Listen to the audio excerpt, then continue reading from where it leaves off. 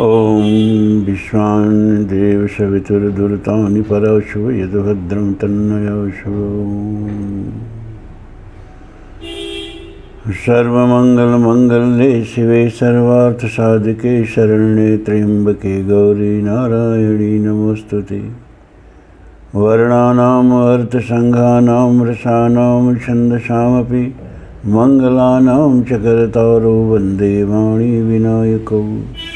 अतुलितबलधामं हेमशैलाभदेहं दनुजवनकृशानुं ज्ञानिनामग्रगण्यं सकलगुणनिधानं वानराणामधीशं रघुपतिप्रियभक्तं वातजातं नमामि। यस्याङ्के च विभाति भूधरसुता देवापगामस्तके भाले बालविधुर्गले च गरलं यस्योरस्य व्यालराट् सोऽयं भूतविभूषणः सुरवरः सर्वाधिपः सर्वदा शर्वः सर्वगतः शिवः शशिनिवः श्रीशङ्करः पातु माम्। शान्ताकारं भुजगशयनं पद्मनाभं सुरेशं विश्वाधारं गगनसदृशं मेघवर्णं शुभाङ्गं लक्ष्मीकान्तं कमलनयनं योगभिर्ध्यानगम्यं वन्दे विष्णुं भवभयहरं सर्वलोकैकनाथं।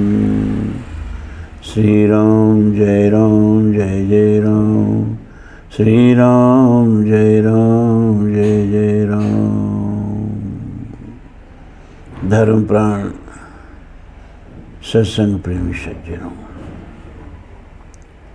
आज वाल्मीकि रामायण शुरू करने से पहले गीता का एक श्लोक है, उसको आपसे शेयर करना चाहता हूँ। गीता के 3 अध्याय का 34वां श्लोक। इंद्रियस्य इंद्रियस्यार्थे राग द्वेष व्यवस्थितो तयोर्न वशमागच्छेतो हस्य परिपन्थिनो। आज इसी श्लोक की व्याख्या होगी, लेकिन कल हम शायद आप लोगों को मन के बारे में बता रहे थे ना, और चित्त का, बुद्धि का, अहंकार का और मन का ही अंतःकरण चतुष्टय का उल्लेख किए थे। ये चित्त क्या है? पहले देखो, ये 4 देवता जो हैं ना, ये सब आपके शरीर में ही बैठे हुए हैं। कौन कौन?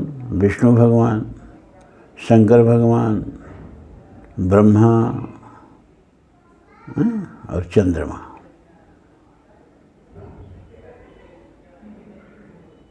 मानस में तुलसी कहते हैं, अहंकार शिव, बुद्धि अज, मन शशि, चित्त महान।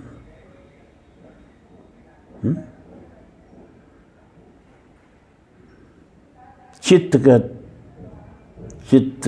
क्या है? महान माने विष्णु, चित्त ही विष्णु है, अहंकार ही शिव है, बुद्धि ही ब्रह्मा है, और चंद्रमा मन ही चंद्रमा है।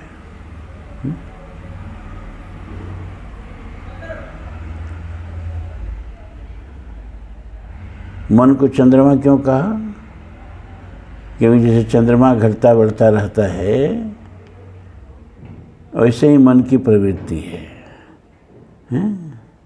कभी मन निर्मल हो जाएगा, कभी गदला हो जाएगा, हर क्षण बदलता रहता है चंद्रमा की तरह से। इसीलिए मन को चंद्रमा कहा। विष्णु ही चित्त है। चित्त क्या है? अब कोई ये बायोलॉजिकल मतलब आर्गन तो है नहीं, ये कोई जैविक अंग तो है नहीं कि डॉक्टर चीर के इसको निकाल लेंगे। ये पदार्थात्मक है ही नहीं। जो विज्ञान कहता है कि इस सृष्टि का केवल 5% पदार्थात्मक है और बकिया 95%, जिसमें 27% जो है डार्क मैटर है, और 68% जो है वो डार्क एनर्जी है। तो ये जो डार्क मैटर और डार्क एनर्जी हैं, ये प्रकाश से संक्रिया नहीं करते हैं। ये पदार्थात्मक है ही नहीं। ये किससे बने हैं, क्या है, विज्ञान को पता ही नहीं। अनुभूति हो रही है उसकी। वो जो कार्य करते हैं वो कार्य का भी पता चल गया है विज्ञान को। सृष्टि को बिखरने से रोकता है डार्क मैटर, और सृष्टि को सिकुड़ने से रोकता है डार्क एनर्जी। विज्ञान को पता चल गया है। लेकिन विज्ञान को ये पता नहीं चला है कि कैसा पदार्थ है, किस चीज़ से बना है, परमाणु, इलेक्ट्रॉन, प्रोटॉन, न्यूट्रॉन, क्वार्क इसमें है कि नहीं है, कुछ पता नहीं चला है विज्ञान को, ना ही चलने की उम्मीद है। हमको लगता है कि उन्हीं पदार्थों से जो विज्ञान की पकड़ में नहीं आ रहे हैं, ये चित्त, ये मन, ये बुद्धि, ये अहंकार बना है। तो चित्त क्या है? जन्म जन्मांतर के संस्कार इसमें संचित होते हैं। हमारा स्वभाव चित्त से ही निर्मित होता है।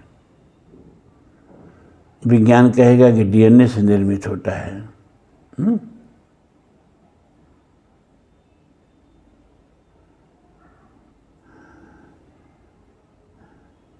और हमारा अध्यात्म कहता है कि नहीं, ये हमारा सूक्ष्म शरीर का करामात है।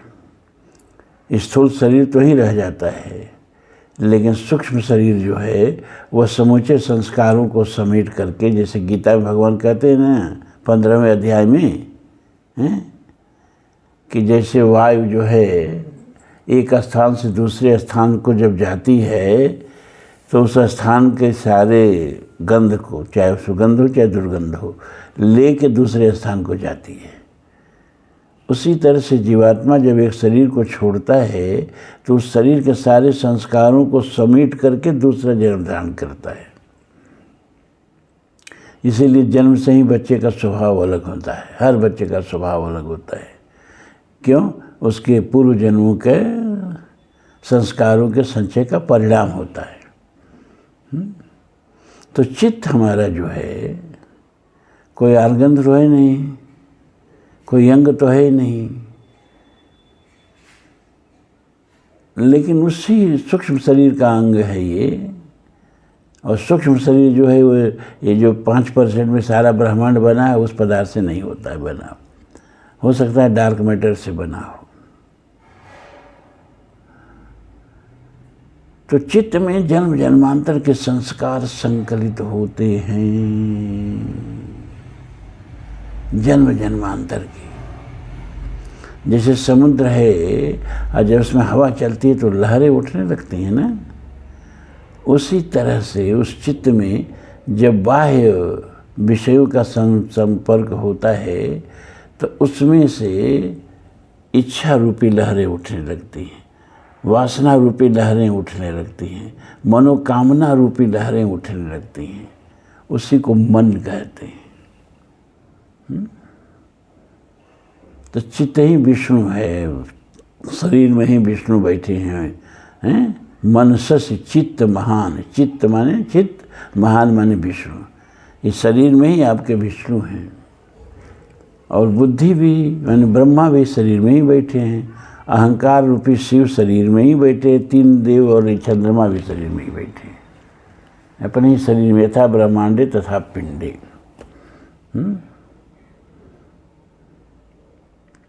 तो ये राग और द्वेष, भगवान कहते हैं इंद्रियस्य इंद्रियस्यार्थे, यानी इंद्रियों के, हर इंद्रिय के विषयों में राग और द्वेष व्यवस्थित हैं। इसलिए इनकी बस में नहीं होना चाहिए। यही जो है जीव के असली शत्रु हैं। कौन? राग और द्वेष। ये राग और द्वेष कहाँ पैदा होते हैं, कैसे पैदा होते हैं? दुर्गा सप्तशती का प्रथम अध्याय में आइए आप। भगवान विष्णु सोए हैं क्षीर सागर में, शेष की सैया पर। उनके नाभि से कमल उत्पन्न होता है और कमल से ब्रह्मा उत्पन्न होते हैं। और उनके कानों के मैल से मधु और कैटभ उत्पन्न होते हैं। अब देखो ये ऐतिहासिक कहानी नहीं है, ये स्थूल जगत में घटने वाली कहानी नहीं है, ये सूक्ष्म जगत में घटने वाली कहानी है। अभी पदार्थों का निर्माण ही नहीं हुआ है, स्थूल जगत का निर्माण ही नहीं हुआ है। और उस समय के संक्रियाओं को हमारे पौराणिकों ने स्थूल रूप दे करके मानवीकरण करके आपको समझाया है। भगवान विष्णु के कानों के मैल से मधु और कैटभ उत्पन्न होते हैं। भगवान विष्णु क्या हैं? चित्त हैं। चित्त में क्या है? जन्म जन्मांतर के संस्कार, अच्छे संस्कार भी बुरे संस्कार भी, हमारी अच्छाइयाँ भी हमारी बुराइयाँ भी, सब डंप हैं। चित्त माने जो चुना गया हो। ये हमारी बुराई संस्कारों की ईंट से, वो संस्कार अच्छे भी हो सकते हैं, संस्कार बुरे भी हो सकते हैं, पाप के भी ईंट हो सकते हैं, पुण्य के भी ईंट हो सकते हैं। जड़ चेतन गुण दो समय कीन विश्व करतार, संत हंस गुण गहाई पे परिहर बार विकार। तो ये चित्त जो है ना, इससे राग और द्वेष उत्पन्न होते हैं। कहा ना कि विष्णु भगवान के कानों से। राग और द्वेष नहीं, क्षमा करें, मधु और कैटभ। मधु ही राग है, कैटभ माने कड़वा। राग मीठा लगता है ना, कैटभ कड़वा कैसा लगता है? तो कैटभ माने कड़वा और राग माने मीठा। कैटभ माने द्वेष और मधु माने राग। ये राग और द्वेष ये हमारे चित्त में कहाँ से उत्पन्न होते हैं? हमारे कानों के माध्यम से जाकर उत्पन्न होते हैं। हमारे कानों में जब हम अपनी प्रशंसा सुनते हैं, अपने लोगों की प्रशंसा सुनते हैं, अपने को अच्छी लगने वाली बातें सुनते हैं, तो उसमें हमारा राग हो जाता है। और जब हम अपनी बुराई सुनते हैं, अपने लोगों की बुराई सुनते हैं, तो उससे हमारा द्वेष उत्पन्न होता है। तो राग और द्वेष ये दोनों कहाँ से उत्पन्न होते हैं? ये चित्त में ही इनके संस्कार हैं। और कानों के माध्यम से जब विषय चित्त में जाकर के आघात करते हैं, तो उससे राग और द्वेष पैदा होते हैं। और राग और द्वेष पैदा होकर करते क्या हैं? का ये दोनों जो हैं ब्रह्मा को खाने के लिए दौड़े। ब्रह्मा माने बुद्धि। राग और द्वेष की वशीभूत जब बुद्धि होती है, तो बुद्धि संकटापन्न हो जाती है। जब नाश मनुष्य पर छाता है, पहले विवेक मर जाता है। ये राग और द्वेष पहले विवेक को ही खा लेते हैं। राग के वशीभूत होकर के और द्वेष के वशीभूत होकर के आदमी सही कार्य कर ही नहीं सकता। उसे राग और द्वेष से मुक्त होना पड़ेगा। और राग और द्वेष से मुक्त होने के लिए हमको क्या करें? ब्रह्मा ने क्या किया? जब उन पर मधु और कैटभ दौड़े, तो ब्रह्म माने बुद्धि किस पर बैठे हैं? कमल पर। कमल कहाँ से उत्पन्न हुआ है? उस चित्त से उत्पन्न हुआ है। विष्णु भगवान के नाभि से, माने केंद्र से, चित्त के केंद्र से। वो कमल क्या है? अष्ट कमल दल चरखा डोले, 5 तत्व गुण 3 चदरिया। ये जो 8 प्रकृति है, अष्टधा प्रकृति खोड़स विकारा, 8 कमल दल, यही प्रकृति के 8 जो फोलियोज हैं, ये पंखुड़ियाँ हैं प्रकृति के। भूमि रापः नलो वायु खंग मनो बुद्धि रेव च अहंकारम इति यम में भिन्ना प्रकृति अष्टधा। गीता के 7वें अध्याय भगवान बताते हैं कि 5 तत्व हो गए, भूमि आपः अनल वायु खंग। खंग माने आकाश। और इसके बाद बुद्धि, अहंकार, भूमि रापः नलो वायु खंग मनो बुद्धि रेव च, और मन। इसी से सारे जगत का निर्माण होता है, मूल प्रकृति का निर्माण होता है। और मूल प्रकृति में जब चित्त माने चेतन का अंश प्रविष्ट होता है, उसको हिरण्यगर्भ कहते हैं, तब ब्रह्मा की उत्पत्ति होती है। 8 कमल दल का मतलब अब लोग करते हैं गरी कमल के पर से ब्रह्मा बैठ गए, कमल का नाल कितना मजबूत था। अब विष्णु भगवान के नाभि से कमल निकला तो उनके नाभि में दर्द नहीं। अरे मतलब इतना स्थूल अर्थ नहीं लगाते हैं। ये पौराणिक कथाएं समाज की भाषा में लिखी गई हैं, इसका समाजगत अर्थ नहीं लगेगा। तो भगवान कहते हैं कि इंद्रियश्चार्थे, इंद्रिय के विषयों में इंद्रियों के राग और द्वेष व्यवस्थित हैं। और अगर इंद्रियां इनमें उलझ गई तो जीवन जो है अपने लक्ष्य की तरफ नहीं बह पाता है, अपने लक्ष्य की तरफ नहीं बढ़ पाता है।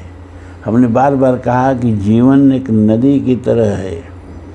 जैसे नदी बहती है, एक से एक सुंदर और महात्मा वाले घाट उसके किनारे आते हैं। गंगा के किनारे कहीं ऋषिकेश आएगा, कहीं हरिद्वार आएगा, कहीं प्रयाग आएगा, कभी मणिकर्णिका घाट आएगा, दशाश्वमेध घाट आएंगे, एक से एक महात्मा वाले घाट। लेकिन नदी जो है इन घाटों में न राग रखती है न द्वेष रखती है, छू करके बहती है। अगर कहीं बध जाए या कहीं द्वेष करके घाटों को छोड़ के हटी जाए तो दोनों में नदी को नुकसान है। बध जाए सागर तक पहुंच नहीं पाएगी। अब गंगा चली गंगोत्री से और कहा ये इतना सुंदर हरिद्वार है, अब इसको छोड़ के आगे नहीं बढ़ूंगी तो मर जाएंगी। वहीं सागर में मिलेंगी तभी गंगा शाश्वत रहेंगी, सागर में नहीं मिलेंगी तो गंगा का नाश हो जाएगा। ठीक इसी तरह से जीव बह कर के किधर जा रहा है? ब्रह्म की तरफ जा रहा है। एकमात्र उसके जीवन का अभिष्ट ये है कि वो ब्रह्म की प्राप्ति कर ले, ब्रह्म में समाहित हो जाए। लेकिन उस कहाँ से होकर उसको बहना है? इसी संसार के बीच से होके बहना है। संसार को छोड़ के बहने का कोई रास्ता नहीं है। गंगा को इन्हीं घाटों से होके सागर तक जाना है, दूसरा कोई रास्ता नहीं है। लेकिन घाटों से बध गई तो भी मुश्किल है। उसी तरह से कहीं हम राग में उलझ गए और कहीं द्वेष में उलझ गए तो फिर हमारे जीवन का प्रवाह रुक जाता है जो ब्रह्म के प्रति बढ़ रहा है। इसी को कठोपनिषद में इतना सुंदर ढंग से कहा, आत्मानम रथिनम विद्धि शरीरम रथमेव तो बुद्धिम तो सारथी विद्धि मन प्रग्रहमेव च इंद्रियान हयान आहुर विषयान तीस गोचरान आत्मबुद्धि मनोयुक्तम भोक्ता आहुर शरीर। ये जीवात्मा को परमात्मा से मिलने के लिए ये बड़ा सुंदर रथ दिया गया है। पैदल भी नहीं चलना है। भगवान ने कहा अरे भाई ईश्वर अंश जीव अविनाशी मेरा पुत्र है, श्रीवंत विषय अमृतस्य पुत्रा। तो हर पिता चाहता है कि हमारा पुत्र बढ़िया से यात्रा करे, बढ़िया से रहे। तो परमात्मा भी यही चाहते थे कि हमारा ये जो मनुष्य रूपी जीव है ये इसको बढ़िया साधन दो हमारे तक आने के लिए। तो इतना सुंदर शरीर रूपी रथ दिया। पैदल भी नहीं जाना है, रथ पर चढ़ के परमात्मा से मिलने जाना है। लेकिन अगर इस रथ का उपयोग करने नहीं आया तो फिर भटक जाओगे संसार में, परमात्मा से नहीं मिल सकोगे आप। ये रथ पर रथी कौन है? रथ का मालिक कौन है? ये कार का मालिक कौन है?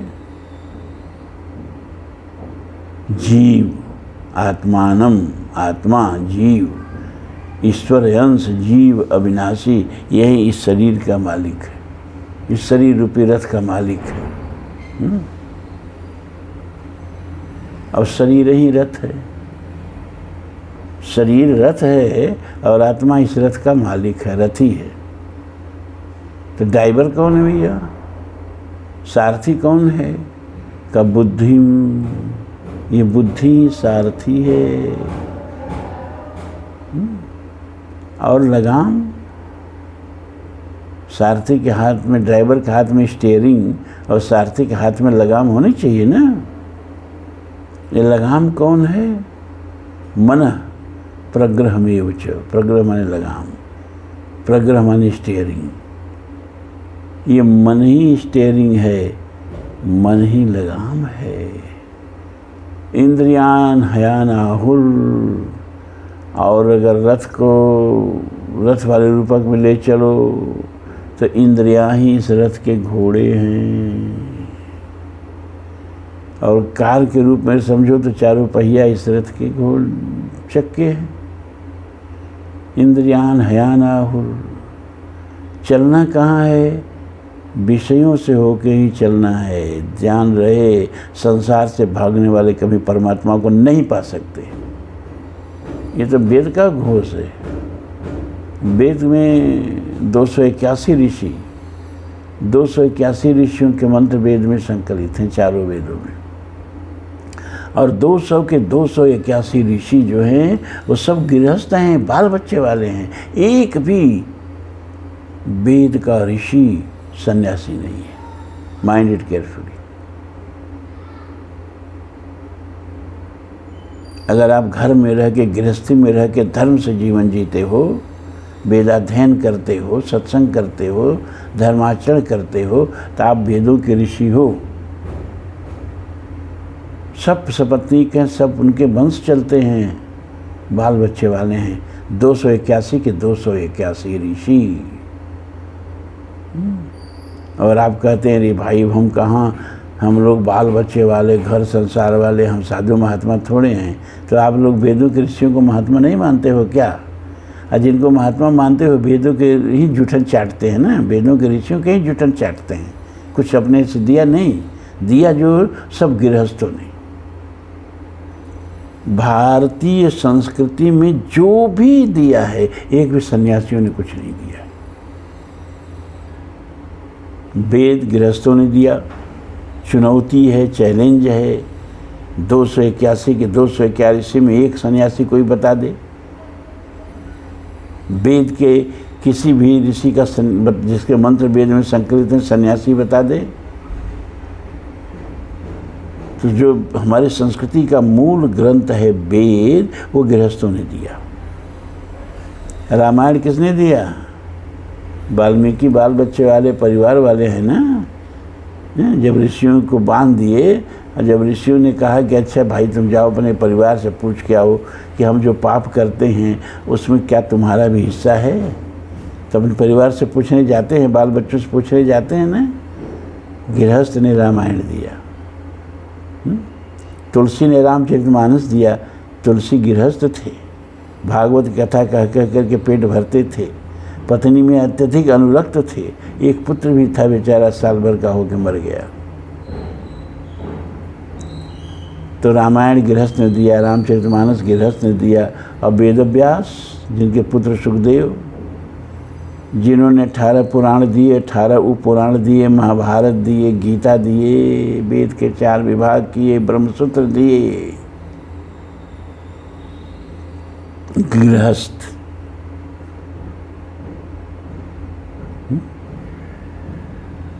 गायत्री मंत्र जिसने दिया, गायत्री वेद मात्र हैं, वो विश्वामित्र 100 पुत्रों के पिता गृहस्थ, वशिष्ठ 100 पुत्रों के पिता गृहस्थ, अत्रि उनकी पत्नी अनसुईया वो गृहस्थ, भरद्वाज उनके पुत्र भारद्वाज, भारद्वाज के पुत्र द्रोणाचार्य ये गृहस्थ, अगस्त्य मुनि, लोपामुद्रा उनकी पत्नी, अगस्त्य मुनि गृहस्थ। लेकिन आपके लिए साधु होना, होना जरूरी है। बिना बाल बच्चे का होना जरूरी है। क्या तमाशा है, पाप करने के भी एक से एक बहाने। हम लोग तो गृहस्थ हैं, हम लोग साधु कैसे हो सकते हैं? अरे असली साधु गृहस्थ ही हो सकता है। अपने ही घर को आश्रम बनाओ जी, आश्रम की पवित्रता ले आओ घर में, आश्रम की पवित्रता ले आओ और अपने अंदर वेदों की ऋषि की महानता, गरिमा और पवित्रता ले आओ। अगस्त बन के जियो, अत्रि बन के जियो, वशिष्ठ बन के जियो, विश्वामित्र बन के जियो, वाल्मीकि बन के जियो। तमाशा है। तो राग और द्वेष यह इंद्रिय और इंद्रियों के विषयों में विस्तृत हैं, इनके वशीभूत नहीं होना है। गीता के दूसरे अध्याय में भगवान बड़ा सुंदर कहते हैं प्रसाद की व्याख्या। प्रसाद किसको कहते हैं? किसको प्रसाद कहते हैं? भगवान कहते हैं कि जिसमें राग और द्वेष न हो वो हर चीज प्रसाद है।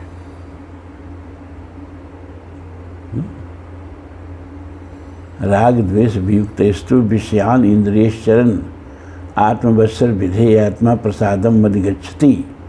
प्रसादे सर्व दुखानाम हानिरस्योपजायते प्रसन्न चेतस ह्यासु बुद्धि परिवर्तिष्ठति।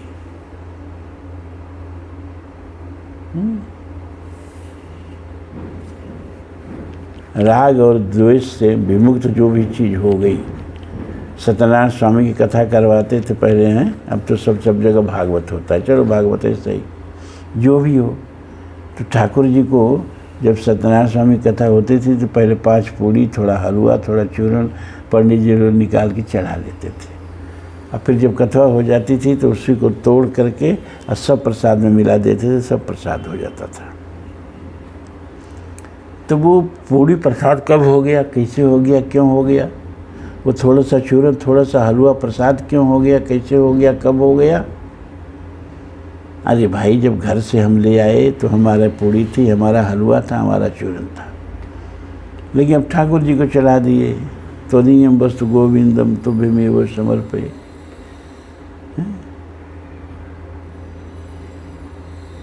इदम शंकराय इदम नमम, इदम इंद्राय इदम नमम, इदम अग्नये इदम नमम। अब ये देवता का हो गया, मेरा नहीं रहा। तो जब वो 5 पूड़ी हलवा चढ़ा दिए ठाकुर जी को, अब वो ठाकुर जी का हो गया। और ठाकुर जी उसमें से एक चूरन नहीं छुए, एक कण नहीं खाए, तो प्रसाद कैसे हो गया? का 2 चीज़ वो खा लिए, 2 चीज़ उसमें से ले लिए। क्या क्या 2 चीज़ ले लिए? का अहंता और ममता। हर चीज़ों में हमारी अहंता होती है, ये चीज़ मेरी है, और फिर जब मेरी है तो उसका मोह होता है, उसके प्रति ममता होती है। तो जब हम प्रसाद चढ़ा दिए तो अब मेरा नहीं रह गया, वो ठाकुर जी का हो गया, तो अहंता निकल गई ना, मेरापन निकल गया उसमें से ना। अब तो ठाकुर जी का हो गया। और जिस चीज़ से मेरापन निकल जाएगा उससे ममता भी निकल जाएगी।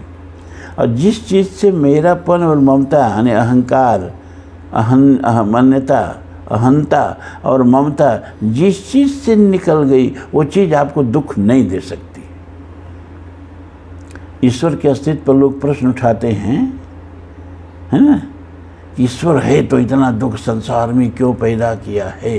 अरे ईश्वर ने कोई दुख नहीं पैदा किया है, ये दुख तो तुमने संसार में घोला है, तुम्हारी अहंता और ममता ने संसार में घोला है।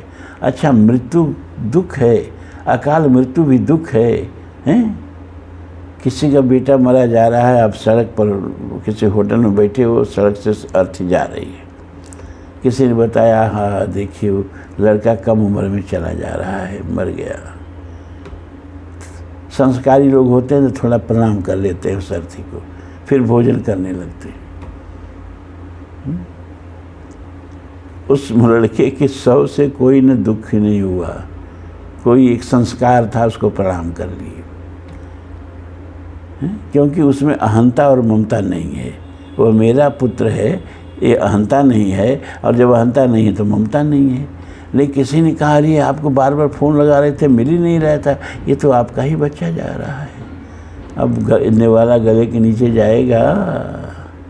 जहाँ पता चला कि ये चीज़ मेरी है, अब ममता ममता उससे जुड़ गई, सुख दुख उससे जुड़ गया, तो सुख और दुख आप जोड़ लेते हो संसार में। परमात्मा तो संसार को चलाने के लिए सारी व्यवस्थाएं की है। अरे अगर मृत्यु नहीं रहे तो जन्म भी नहीं रहे और संसार भी नहीं रहे। ये तो उत्पन्नता और सृजनता और विसर्जनता ही संसार में लगा रहा है, तभी संसार चलता है। आप क्या चीज़ हैं? ये धरती है, कितने दिन रहने वाली है? 4.5 अरब वर्ष को पैदा हुए हुआ 4.5 अरब वर्ष रहेगी अधिक से अधिक। सूरज आज है कल नहीं रहेगा, उसकी भी उम्र है। अपनी उम्र से वो करीब 20 वर्ष का हो गया। सूरज अपनी उम्र से 20 वर्ष का हो गया, क्योंकि सूरज का 1 वर्ष पृथ्वी के 25 करोड़ वर्ष के बराबर होता है। वो अपनी उम्र से जिएगा, पृथ्वी अपनी उम्र से जिएगी, आप अपनी उम्र से जिएंगे, लेकिन काल सबका है। जातस्य ही ध्रुव मृत्यु ध्रुवम जन्म मृत्युश्च च तस्माद् अपरिहारार्थे किम शोचतुम मरहसि। जो जन्मा है वो मरेगा, जो मरा है वो जन्मेगा। जन्म से बचना है तो मरण से बचना होगा, मरण से बचना है तो जन्म से बचना होगा। तो राग द्वेष जिस चीज़ से निकाल दो वो चीज़ प्रसाद हो गई, और प्रसादे सर्व दुखा नाम हानि रस्योपजायते। फिर तो प्रसाद जो है ना, सब दुखों का हान है। वहाँ कोई दुख है ये नहीं है, वहाँ आनंद है, क्योंकि वहाँ राग और द्वेष नहीं है। बस राग और द्वेष निकाल दो, संसार की मजाल नहीं है जो आपको दुख दे सके। इसलिए भगवान कहते हैं इंद्रियार्थे राग द्वेषो व्यवस्थितो तयोर न बसमा गच्छे। तो उसके वशीभूत मत होना। किसके? राग और द्वेष के। न कहीं राग से बच जाना, न कहीं द्वेष से झगड़ जाना, नहीं तो फिर परमात्मा की तरफ जो प्रवाह है वो रुक जाएगा, वही रुक जाएगा। क्योंकि यही जीवात्मा के सबसे बड़े शत्रु हैं। कौन? मधु और कैटभ। कौन? राग और द्वेष। और ज़्यादातर ये कानों से ही भीतर प्रवेश करते हैं। जैसे भोजन जिह्वा को मीठा लगता है ना, उसी तरह वाणी कान को मीठी लगती है। और जैसे भोजन जिह्वा को कड़वा लगता है ना, वैसे ही वाणी कान को कड़वा लगती है। तो कान में मधु और कैटभ हमेशा भीतर प्रवेश करके और बुद्धि को खा जाने के लिए तैयार रहते हैं। इनसे बचना है, अनुराग और द्वेष से बचना है। तब जीवन सरलता से, सफलता से परमात्मा की तरफ बढ़ेगा। और आज तो बहक गए हम।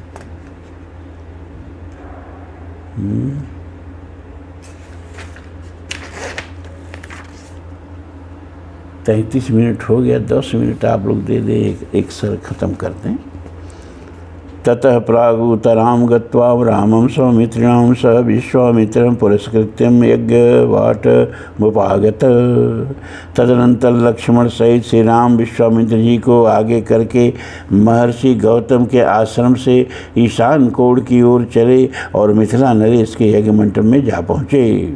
रामस्तु मुनि शार्दूलम उवाच स लक्ष्मण साध्वी यज्ञ समृद्धिर्जनकस्य महात्मन बहुनीह सहस्राणि नाना देश निवासिनां ब्राह्मणानां महाभाग वेदाध्ययनशालिनां। वहाँ लक्ष्मण सहित श्री राम ने मुनि श्रेष्ठ विश्वामित्र से कहा, महाभाग महात्मा जनक के यज्ञ का समारोह तो बड़ा सुंदर दिखाई दे रहा है। यहाँ नाना देशों के निवासी सहस्रों ब्राह्मण जुटे हैं जो वेदों के स्वाध्याय से शोभा पा रहे हैं। ऋषि वाटाश्च दिश्यन्ते सकटी शत संकुलाः देशो विधीयतां ब्रह्मं यत्र वस्यामहे वयम्। ऋषियों के बाड़े सैकड़ों छकड़ों से भरे दिखाई दे रहे हैं। ब्रह्मन, अब ऐसा कोई स्थान निश्चित कीजिए जहाँ हम लोग भी ठहरें। राम से वचनम श्रुत्वा विश्वामित्रो महामुनि निवासम करोद देशे विविक्ते सलीलान्विते। श्री रामचंद्र जी का यह वचन सुनकर महामुनि विश्वामित्र ने एकांत स्थान में डेरा डाला जहाँ पानी का सुविधा था। विश्वामित्र मनुप्राप्तं श्रुत्वा नृपवर्तस्तदा शतानंदं पुरस्कृत्यं पुरोहितं अनिन्दितः।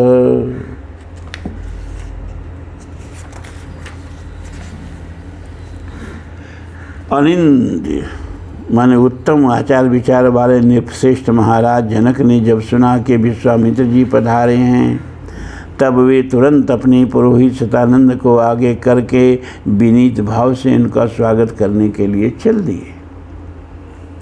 ऋतुजो अपि महात्मानं सर्वतां महात्मान स्वर्गम आदाय सत्वरम प्रत्युजगाम सहसा विनयेन समन्वित विश्वामित्राय धर्मेण ददौ धर्म पुरस्कृतम। उनके साथ अर्घ लिए महात्मा ऋतुज भी शीघ्रतापूर्वक चले। राजा ने विनीत भाव से सहसा आगे बढ़कर महर्षि की अगवानी की तथा धर्मशास्त्र के अनुसार विश्वामित्र को धर्म युक्त अर्घ्य समर्पित किया।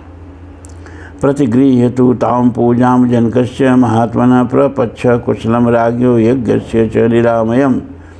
महात्मा राजा जनक की वह पूजा ग्रहण करके मुनि ने उनका कुशल समाचार पूछा तथा उनके यज्ञ की निर्बाध स्थिति के विषय में जिज्ञासा की। स तश्चात् मुनीन् पृष्ट्वा सोपाध्याय पुरोधस यथार्ष मृषिभिः सर्वे समागच्छत प्रहिष्टवत्। राजा के साथ जो मुनि उपाध्याय और पुरोहित आए थे उनसे भी कुशल मंगल पूछकर विश्वामित्र जी बड़े हर्ष के साथ उन सभी महर्षियों से यथा योग्य मिले। अथ राजा मुनिश्रेष्ठं कृताञ्जलिर्भाषतः आसने भगवंस्तास्तां सहैर्मुनिपुंगवैः। इसके बाद राजा जनक ने मुनिवर विश्वामित्र से हाथ जोड़कर कहा, भगवान आप इन मुनीश्वरों के साथ आसन पर विराजमान होइए। जनकस्य वचन श्रुत्वा निषसाद महामुनि पुरोधा ऋतुजश्चैव राजा च सह मंत्रिभिः आसनेषु यथा न्यायम् उपविष्टा समन्ततः। यह बात सुनकर महामुनि विश्वामित्र आसन पर बैठ गए। फिर पुरोहित ऋत्विज तथा मंत्रियों सहित राजा भी सब और यथा योग्य आसनों पर विराजमान हो गए। दृष्ट्वा तो नृपिस्तस्त्र विश्वामित्रं यथा ब्रवीत अद्य यज्ञ समृद्धे सफला दैवते कृता। तत्पश्चात राजा जनक ने विश्वामित्र जी की ओर देखकर कहा, भगवान आज देवताओं ने मेरे यज्ञ का आयोजन सफल कर दिया।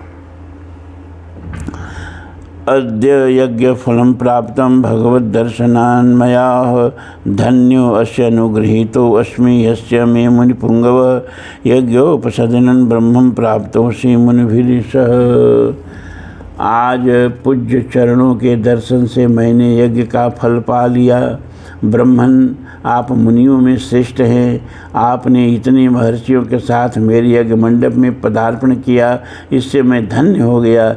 यह मेरे ऊपर आपका बहुत बड़ा अनुग्रह है। द्वादशाहं तो ब्रह्मर्षे दीक्षा माहुर्मनीषिणः ततो भागार्थिनो देवान् द्रष्टुम अर्हसि कौशिकः। ब्रह्मर्षि मनीषी ऋतुजों का कहना है कि मेरी यज्ञ दीक्षा के 12 दिन ही शेष रह गए हैं। अतः कौशिक नंदन 12 दिनों के बाद यहाँ भाग ग्रहण करने के लिए आए हुए देवताओं का दर्शन कीजिएगा। इत्युक्ता मुनि शार्दूलं प्रहिष्ट वदनस्तदा पुनस्तम परिप्रच्छ प्रांजलिं प्रयतो नृपः। मुनिवर विश्वामित्र से ऐसा कहकर उस समय प्रसन्न मुख हुए। जितेंद्रिय राजा जनक ने पुनः उनसे हाथ जोड़कर पूछा, इमो कुमारं भद्रं ते देवतुल्य पराक्रमो गजतुल्य गतो वीरो शार्दूलं वृषभोपमं पद्मपत्र विशालाक्षो खंगतोड़ीर्धनुर्धरो अश्विनाविव रूपेण समुस्थित यौवनो यदृच्छेवं गां प्राप्तो देवलोकम् अवादिमरो कथं पदभ्यां मिह प्राप्तो किमर्थं कस्य वा मुनि। वरायुधरो वीरो कश्यपुत्रो महामुनि भूषयन्तां विमं देशं चन्द्रसूर्य विवाम्बरं परस्परश्च सदृशो प्रामाणे अंगी तो चेष्टिते है काकपक्षधरो वीरो श्रुतमिच्छामि तत्वतः। महामुनि आपका कल्याण हो। देवताओं के समान पराक्रमी और सुंदर आयु धारण करने वाले ये दोनों वीर राजकुमार जो हाथी के समान मंद गति से चलते हैं, सिंह और सांड के समान जान पड़ते हैं, प्रफुल्ल कमल दल के समान सुशोभित हैं, तलवार तरकस और धनुष धारण किए हुए हैं, अपने मनोहर रूप से अश्वनी कुमारों को भी लज्जित कर रहे हैं, जिन्होंने अभी अभी यौवनावस्था में प्रवेश किया है तथा जो स्वेच्छानुसार देवलोक से उतरकर पृथ्वी पर आए हुए हैं, दो देवताओं के समान जान पड़ते हैं किसके पुत्र हैं और यहाँ कैसे, किस लिए अथवा किस उद्देश्य से पैदल ही पधारे हैं। जैसे चंद्रमा और सूर्य आकाश की शोभा बढ़ाते हैं, उसी प्रकार ये अपनी उपस्थिति से इस देश भूमि को विभूषित कर रहे हैं। ये दोनों एक दूसरे से बहुत मिलते जुलते हैं। इनके शरीर की ऊंचाई, संकेत और चेष्टाएं एक सी ही हैं। मैं इन दोनों काकपक्षधारी वीरों का परिचय एवं वृत्तांत यथार्थ रूप से सुनना चाहता हूँ। तस्य तद्वचनं श्रुत्वा जनकस्य महात्मनः न्यवेदयद में आत्मा पुत्र दशरथस्य तौ। महात्मा जनक का यह प्रश्न सुनकर अमित आत्मबल से संपन्न विश्वामित्र जी ने कहा, राजन, ये दोनों महाराज दशरथ के पुत्र हैं। सिद्धा आश्रम निवासम च राक्षसानां वधम तथा तत्रागमनम व्यग्रम विशालायाश्च दर्शनम अहिल्या दर्शनम चैव गौतमेन समागमम महाधनुषि जिज्ञासां कर्तुमागमनम तथा। इसके बाद उन्होंने इन दोनों के सिद्धाश्रम में निवास, राक्षसों के वध, बिना किसी घबराहट के मिथिला तक आगमन, विशालपुरी के दर्शन, अहिल्या के साक्षात्कार तथा महर्षि गौतम के साथ समागम का आदि का विस्तार पूर्वक वर्णन किया। फिर अंत में यह भी बताया कि आपके यहाँ रखे हुए महान धनुष के संबंध में कुछ जानने की इच्छा से यहाँ तक आए हैं। एतत् सर्वं हातीजा जनकाय महात्मनि निवेद्य वीररामाथ विश्वामित्रो महामुनि। महात्मा राजा जनक से ये सब बातें निवेदन करके महातेजस्वी महामुनि विश्वामित्र चुप हो गए। इत्यार्षे श्रीमद् रामायणे वाल्मीकि आदिकाव्ये बालकांडे 50 सर्ग समाप्त हुआ। 50वां सर्ग पूरा हो गया।